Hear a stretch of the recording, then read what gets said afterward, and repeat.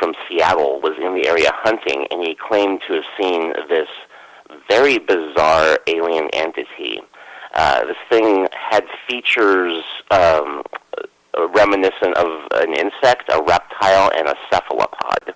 It kind of had a head that was shaped like a horse, kind of these octopi-like tentacles, and it glowed green. And it freaked him out so much that, he ran off and, told the authorities. So they thought, of course, he was a crackpot. But the very next day, a couple from Tacoma claims to have seen the very same creature. And at that point, the Lewis County Sheriff at the time started investigating and was summarily approached by some unmarked government officials from the area, telling him to knock it off. And the case fizzled out after that. So we're also going to be playing around with that idea. And I have a really talented Lewis County area puppeteer who's actually creating a puppet replica of the crazy critter that we'll be manipulating and using in the video. Yeah. Well, fascinating.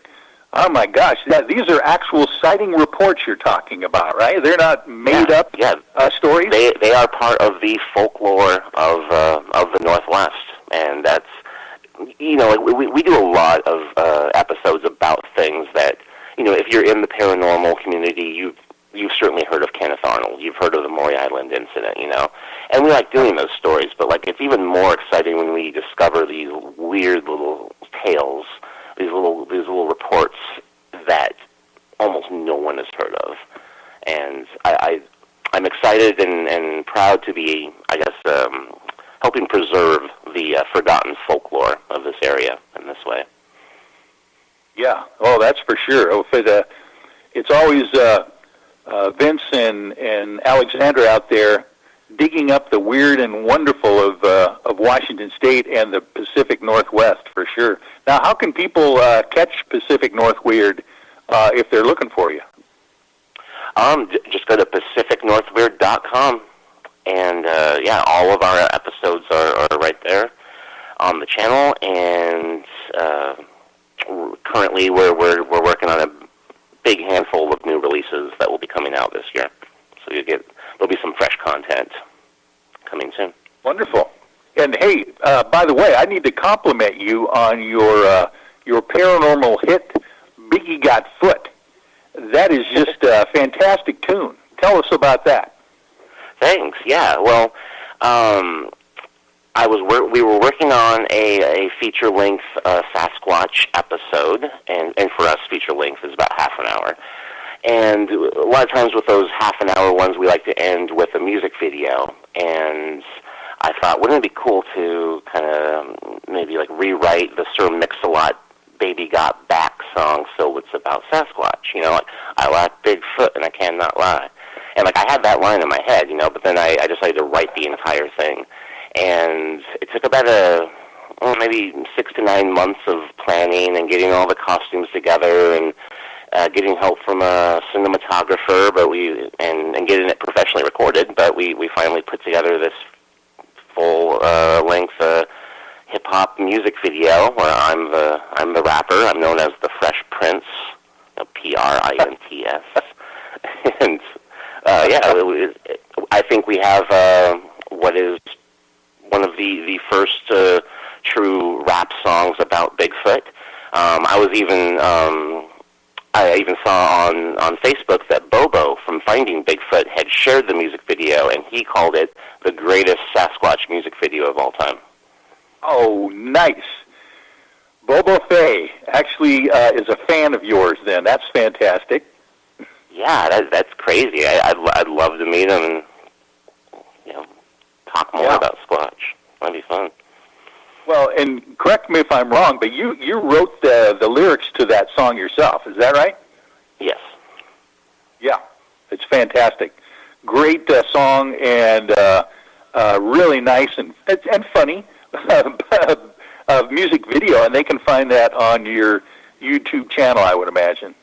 Yes, yeah. Just look for the video "Biggie Got Foot," and it's also in our episode entitled "Bigfoot Northwest Idol." Oh, nice. Okay. Biggie got foot. Well, listen, I don't want to take your too much of your time tonight. I just really appreciate the paranormal news update here from Pacific North Weird. Thank you so much for jumping in there with us, Vince. I appreciate it. Yeah, thanks for having me, and we should do this again soon. Oh, yeah, definitely we will. Thank you so much. Excellent. Well, you have a great night. All right, say goodbye. Say hello to Alexandra for me. I will. Thank you. All right. Good night. Good night. Well, okay. That was our first segment here of the Pacific North Weird paranormal update from Vince Yznunza. And I know I'm pronouncing that wrong, so I'm going to have to work on that for next time there. But now we are going to, at one point here, we're going to bring in our guest for this evening, and we are going to have Michael Beers call in on the next line, and we are going to have him jump on with Gary Tombstone Anderson, and I will say, okay, Mike. Yes. Yeah, there you are, buddy. How are you? Oh, good. How are you doing?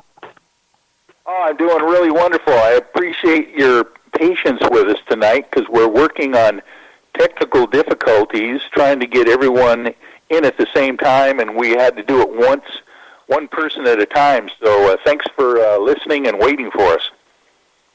Oh, no problem. Happy to be here.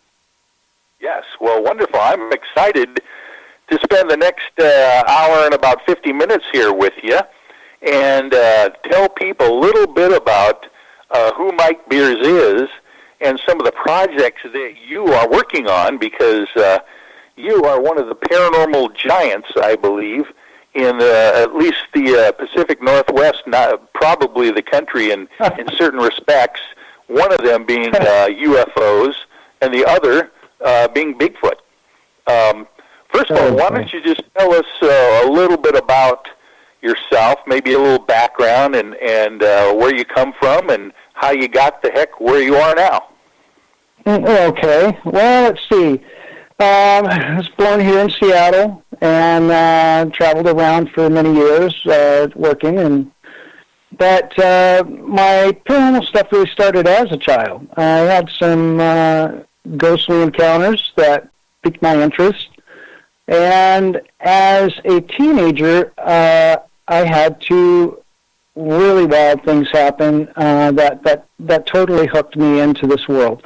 One of them being a Bigfoot sighting of a large male in daylight off of the Cowlitz River, where the Blue Creek Fish Hatchery area is along the Cowlitz. Now, my cousin and I were off fishing, and we witnessed a Bigfoot on the trail with us, like I said, in daylight. I was interested, but didn't want to stick around with my younger cousin there. It freaked him out. To this day, when we go out camping, he doesn't want to know what goes bump in the night.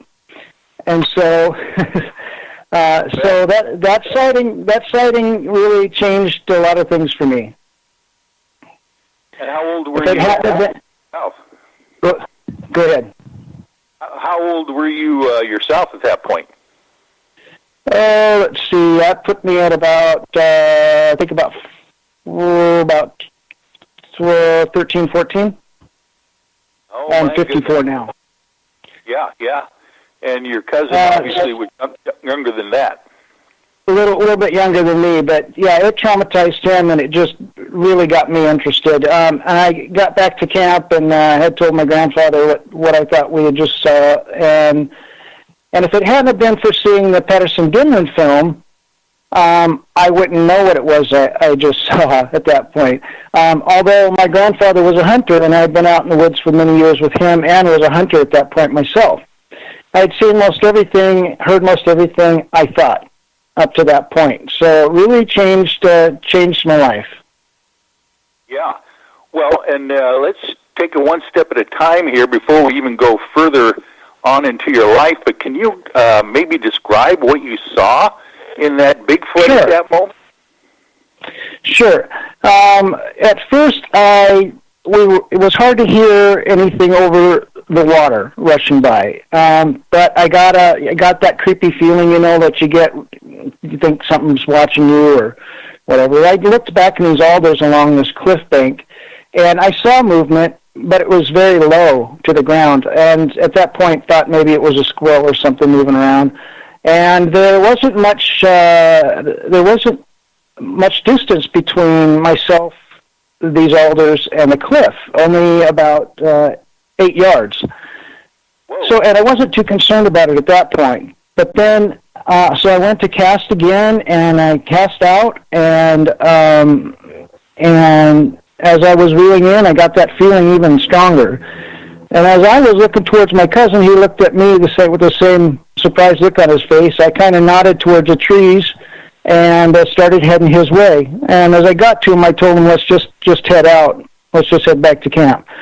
At that point, I could see something moving through the brush that was much higher.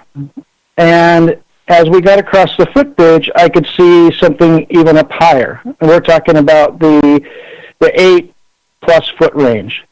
And so at that point I said, whatever it is, it's big and it's behind us, let's go. And so he took off running and I was behind him. And I told him, I said, if something gets a hold of me, don't stop. At this point, I'm not sure what it was. I didn't know if it was a bear standing up looking at us or what, but it was definitely big. So as we were heading down the trail, which was a wide open trail, enough for you to walk side by side, I kept looking back, and I saw diagonally walking across the trail was a large male. I could tell he was a male because I saw him very good. He was not far behind us, and I yelled out, "It's right behind us." My cousin also saw it. At that point, I was close enough to see not only its face, its eyes, its hand, the left hand on our side. I could make out the nails a little bit. Looked at him long enough before I had to turn and watch where I was going to take in some of the features, some of the details. I would estimate he was, again, 8 foot plus. His hair was not thick and mossy-like. It was fairly thin. The hair on its side, and his side, and his hip and everything was kind of worn down. I could see the color of the skin. I didn't smell anything. In all my encounters through the years, I have never had a bad smell experience. But at that point, it continued to cut across the trail, and at that part of it, there was low brush. So half to 3/4 of him was still up above the brush. And I thought that he may cut the curve that we were going around and come towards us, but I never saw him again. Wow. So, yeah, my cousin was crying. He was freaked out, and I just wanted to go back. As a matter of fact, I went back the next day and found tracks. And at that point, I didn't know to cast them. I just couldn't believe what I was seeing. And so my cousin wouldn't go back out there with me. I went by myself. So I came back and told everybody in camp what I'd found, and nobody was... Mike, you actually went back out by yourself, is what you're saying? Yes. Yes. Wow. Nobody would go with me to look. My grandfather didn't believe in him, and nobody else in camp believed in him, and my cousin was too freaked out to go back out. So after sitting in camp for another couple hours, I got up the nerve to go out there and look myself. And where it crossed the creek, I found a set of tracks. When it went over the creek and jumped over onto the bank, it sunk in fairly deep, to the point where the mud squished up between its toes. So it was detailed. And then that was it. We looked. The next time we got an opportunity, time had gone by and we were in the same location. My cousin wound up going back with me and looking along the cliff just to see if there was a trail there or anything else. But those tracks that we had found before were long gone. So I was hooked on that at that point, and so I